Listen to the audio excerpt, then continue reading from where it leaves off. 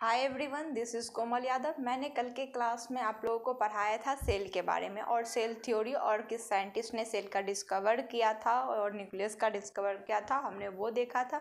चलिए क्लास को कंटिन्यू करते हैं और आगे बढ़ते हैं कि सेल कितने टाइप्स के होते हैं। तो the cell can be of two types depending on their structural organisation. एक होता है प्रोकैरियोटिक सेल्स और एक होता है यूकैरियोटिक सेल्स।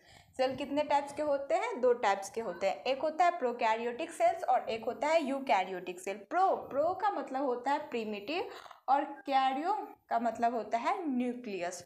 तो यहाँ पे जो होता है प्रोकैरियोटिक सेल का जो न्यूक्लियस होता है वो प्रीमिटिव होता है। उसका जो न्यूक्लियस है उतना ज़्यादा डेवलप नहीं होता, ना ही उसके न्यूक्लियस में मेम्ब्रेन बॉन्ड प्रेजेंट होता है और ये उसमें जो सेल ऑर्गेनेल्स वगैरह भी है वो भी नहीं प्रेजेंट होता। सेल ऑर्गेनेल्स के फॉर्म में सिर्फ और सिर्फ उसमें राइबोसोम मिलता है।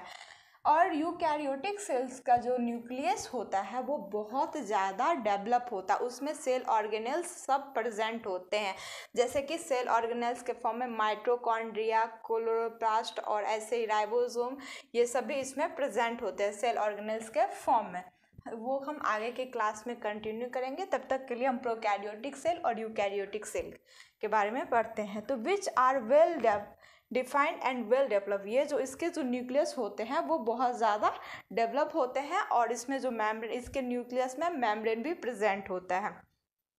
Membrane bond, a variety of locomotory structure. Variety of locomotory structure का मतलब हुआ कि उसमें सीलिया, फ्लैजिला, ये सभी बहुत टाइप के लोकोमेट्री स्ट्रक्चर प्रेजेंट होते हैं। सीलिया और फ्लैजिला ये सब लोकोमेट्री स्ट्रक्चर है, क्योंकि ये सब जो है चीज़ों का मूवमेंट करवाता है और मूवमेंट होता है मतलब लोकोमेट्री। लोकोमेट्री मतलब गतिमान चीज़। और यहाँ पे साइटोस्केलेटन भी हमेशा प्रेजेंट होता है इसके न्यूक्लियस में। ये जो है प्लांट सेल, यूकैरियोटिक सेल जो है वो प्लांट सेल में होता है और एनिमल सेल में होता है। और ये prokaryotic cells, this cells do not have a well develop nucleus, इसके न्यूक्लियस उतने ज़्यादा डेवलप नहीं होते। All bacterial cells are prokaryotic cells. इस दुनिया में जितने भी बैक्टीरिया है, बैक्टीरिया का जो सेल है वो प्रोकैरियोटिक सेल है। यहाँ पे एक सेल ऑर्गेनेल्स प्रेजेंट होते हैं, राइबोसोम। यहाँ पे राइबोसोम जिसमें बॉन्ड, मेम्ब्रेन बॉन्ड प्रेजेंट नहीं होता है। और ये है blue green algae, pleuropneumonia like organism, ये सारे बैक्टीरिया है। ब्लू ग्रीन एल्गी को हम बोलते हैं साइनोबैक्टीरिया। तो यहाँ पे साइनोबैक्टीरिया लिख ही देते हैं, साइनोबैक्टीरिया।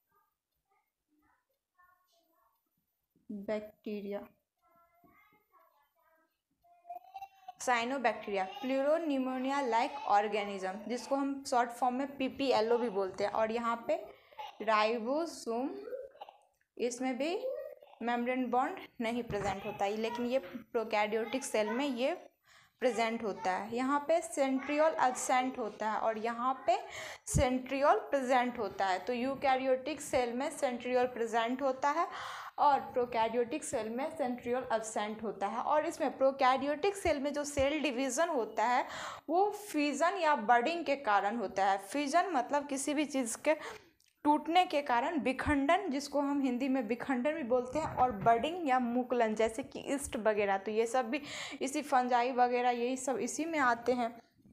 तो प्रोकैरियोटिक सेल और यूकैरियोटिक सेल, तो यहाँ पे बडिंग मतलब मुकुलन के द्वारा और फ्यूजन के द्वारा प्रोकैरियोटिक सेल में सेल डिवीज़न होता है। और यूकैरियोटिक सेल में यहाँ पे सेंट्रियोल प्रेजेंट होता है। तो आपसे ये क्वेश्चन पूछा जा सकता है कि सेंट्रियोल जो है वो कौन से सेल में पाया जाता है? तो यूकैरियोटिक सेल। यूकैरियोटिक सेल में भी सिर्फ और सिर्फ एनिमल के सेल में, प्लांट सेल में नहीं। और प्रोकैरियोटिक सेल्स जितने भी बैक्टीरिया वाला सेल है उसमें प्रोकैरियोटिक सेल्स होते हैं और एनिमल और प्लांट के सेल में यूकैरियोटिक सेल होता है। इसके सेल में जो न्यूक्लियस होते हैं वो बहुत ज़्यादा डेवलप न्यूक्लियस होते हैं और इसके जो होते हैं वो प्रीमिटिव, उतने ज़्यादा डेवलप नहीं होते हैं। सेल डिवीज़न जो है इसमें माइटोटिक और म्यूटिक सेल डिवीज़न के थ्रू होता है। सेल डिवीज़न बाय माइटोटिक और म्यूटिक, मतलब मियोसिस और माइटोसिस, ये सब आगे के क्लास में कंटिन्यू करेंगे कि ये सब क्या होता है, जब हम आगे पढ़ेंगे तब पता चलेगा कि माइटोटिक सेल डिवीज़न और म्यूसिस क्या होता है। वैसे भी पहले से अगर पता हो तो कोई बात नहीं, अगर नहीं पता हो फिर भी कोई बात नहीं, और अच्छी बात है, हम और अच्छे से एक्सप्लेन करेंगे कि माइटोसिस क्या होता है, म्यूसिस क्या होता है, जिसको हम अर्धसूत्री और समसूत्री बोलते हैं। इसमें 2n के कारण ये डिवीज़न होता है और ये इसमें n बनता है, मतलब अर्धसूत्री किसी भी क्रोमोसोम का आधा हो जाना, और माइटोसिस में जैसे कि 2n के फॉर्म में होता है, इसमें समसूत्री होता है और इसमें अर्धसूत्री, इसमें आधा हो जाता है, उसमें 2 गुना हो जाता है। चलिए तब तक के लिए इसको नोट कर लीजिए, नहीं तो हम एक बार और हम इसको एक्सप्लेन कर देते हैं। सेल के टाइप्स कितने होते हैं? 2 टाइप्स के होते हैं, एक प्रोकैरियोटिक सेल्स होता है और एक यूकैरियोटिक सेल।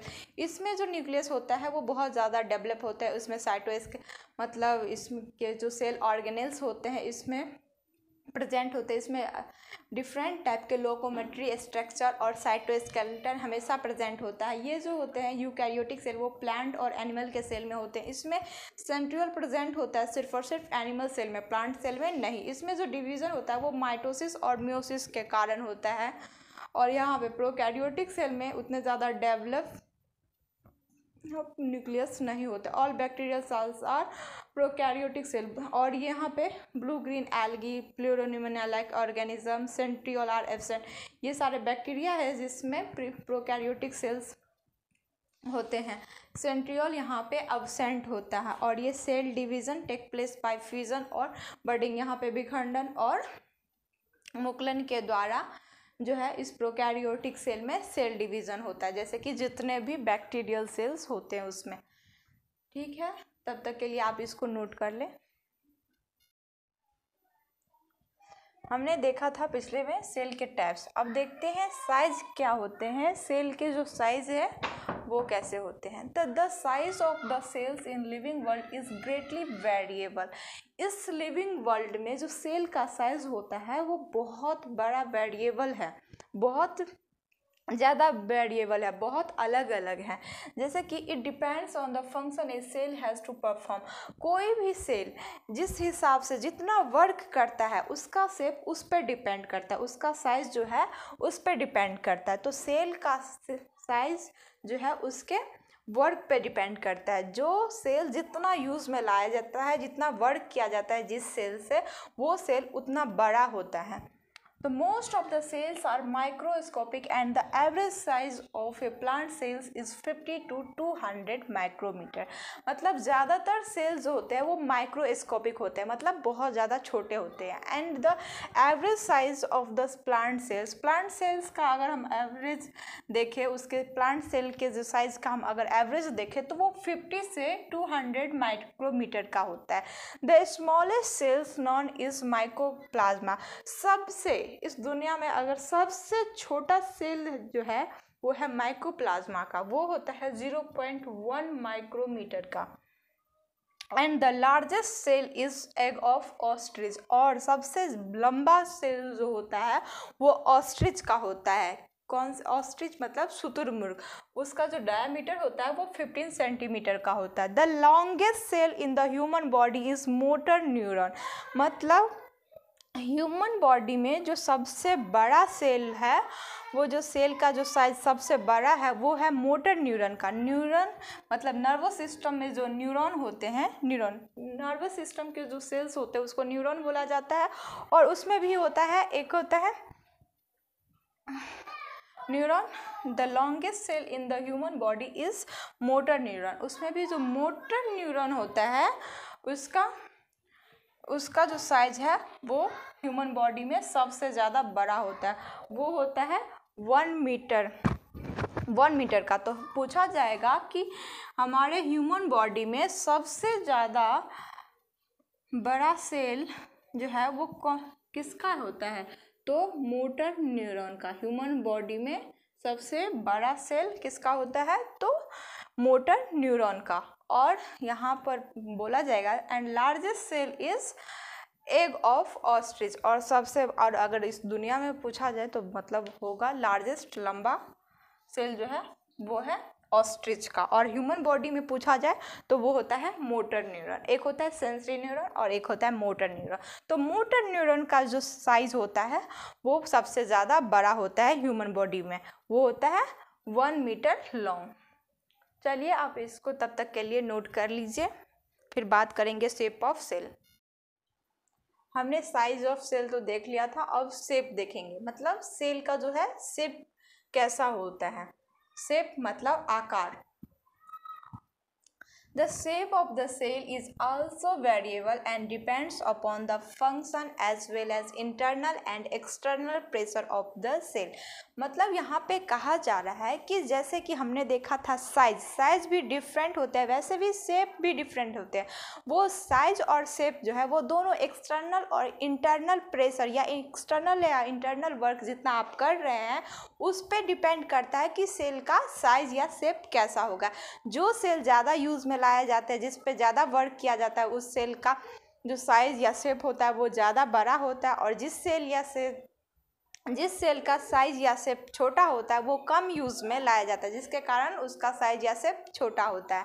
ये ज़्यादा वेरिएबल होते हैं, बहुत ज़्यादा अलग अलग टाइप्स के होते हैं। ये एक्सटर्नल और इंटरनल प्रेशर पर डिपेंड करता है कि कौन सा सेल जो है ज़्यादा यूज़ में लाया जा रहा है, जिस पे ज़्यादा वर्क होता है वो उसका साइज या शेप ज़्यादा बड़ा होता है। जो कम यूज़ में लाया जाता है, जिस पे कम वर्क होता है, उसका साइज या शेप छोटा होता है। तो यहाँ पे हम देख रहे हैं डिफरेंट टाइप्स के, आपके बोर्ड पे दिखाए गए हैं कि डिफरेंट टाइप्स के। ये जो है ये स्मूथ मसल्स के सेल हैं। ये है ब्लड सेल्स जैसे लिम्फोसाइट, न्यूट्रोफिल्स वगैरह, ये सब जो होते हैं इस डायग्राम में, या फिर आरबीसी, डब्ल्यूबीसी, तो इसके शेप ऐसे होते हैं। फिर बोन सेल की बात करें तो ये ऐसे होते हैं। न्यूरॉन जो हमारे न्यूरल सेल होते हैं वो ऐसे होते हैं। यहाँ पे स्टार किस जैसे हैं, यहाँ पे माइलन शीथ, यहाँ पे माइलन शीथ और स्वान सेल है। ये न्यूरॉन आपको दिख रहा है, इसका शेप अलग है, इसका शेप अलग है। जैसे कि हम पिछले वीडियो में देखे थे, मतलब पिछले वाले स्लाइड में हमने देखा था कि ये जो न्यूरॉन जो होते हैं वो ह्यूमन बॉडी के सबसे लार्जेस्ट सेल होते हैं। कौन? Neuron.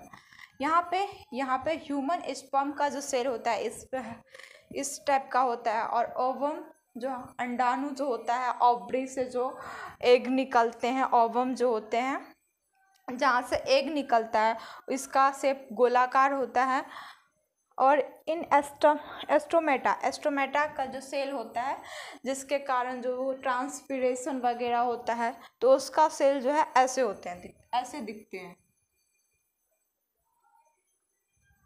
Different shape of cell in human body. अब आपने साइज भी देख लिया, शेप भी देख लिया। तो ये स्मूथ मसल्स के, ये ब्लड सेल्स, ये बोन सेल्स, ये न्यूरॉन सेल्स, ये ह्यूमन स्पर्म, ये ओवम फीमेल में, ये मेल का स्पर्म, ये फीमेल का ओवम, और ये स्टोमेटा। डिफरेंट शेप देख लिया, साइज भी देख लिया, और सेल कितने टाइप्स के होते हैं वो भी देख लिया। और आगे कंटिन्यू करेंगे, और कुछ 2-3 लेक्चर का बचा हुआ है वो आगे के वीडियो में हम देखेंगे। ये जो है 9th 10th 8th जितने भी क्लास के बच्चे 11th 12th सब इस लेक्चर को देख सकते हैं, सब के लिए ये यूज़फुल है। Thank you. हमारे चैनल को सब्सक्राइब करें, वीडियो को शेयर करें, लाइक करें। अब मिलते हैं अगले के क्लास में नेक्स्ट डे।